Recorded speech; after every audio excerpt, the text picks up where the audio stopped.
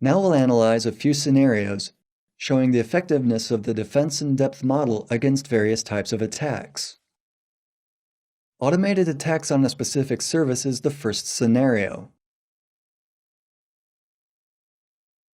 Such an attack was conducted 10 years ago by the Code Red virus. It used loopholes in the security of the Microsoft web server. Not going into detail of the virus strategy, let's consider whether the independent security measures of each functional layer of the system could stop the attack. The network firewall should block the attempt to send modified HTTP packets used by the virus to attack vulnerable HTTP servers at the perimeter of the network. Half of these packets would probably be blocked indeed. If the web servers were placed in the demilitarized zone, the virus would infect only the computers in the DMZ. If the operating system was regularly updated, it could help block 9 out of 10 attacks. The virus exploited the vulnerability known months before the wave of attacks. The antivirus scanner would detect and block 9 out of 10 attacks in the application layer.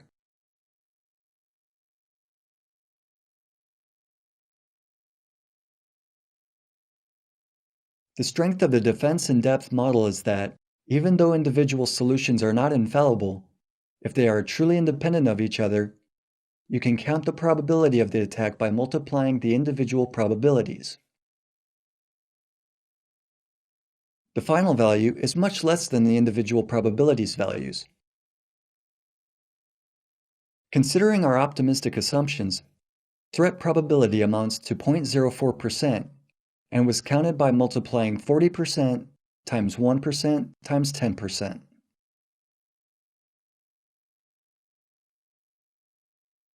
The next scenario we will consider is an automated attack utilizing several types of propagation technique.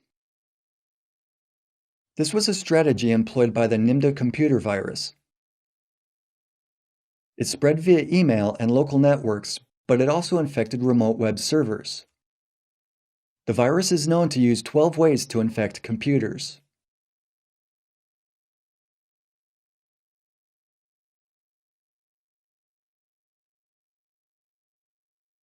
The defense-in-depth model would not only lower the threat of infection, but it would also limit the number of affected computers in case of an attack.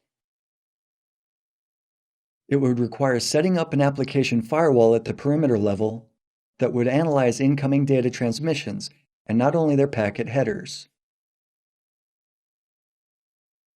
The firewall would detect and block modified requests, thus preventing the virus from spreading via email. That was, however, only one of the ways the virus spread, so you're still at risk. Protecting each computer by a firewall would keep the virus from spreading through local networks. Regularly updated network firewalls should block this mechanism. Operating system updates would eliminate the threat of the Nimda virus almost completely, unless the attack would come from a modified version of the worm.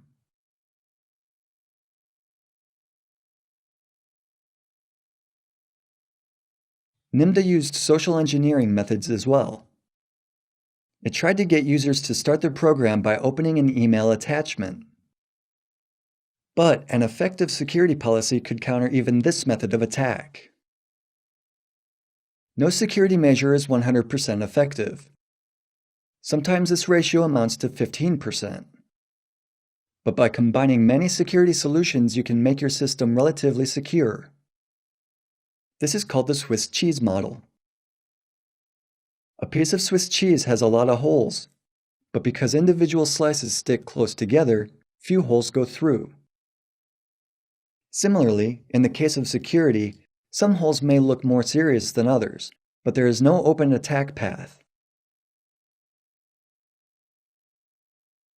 Now, a few more examples of the effectiveness of the defense-in-depth model.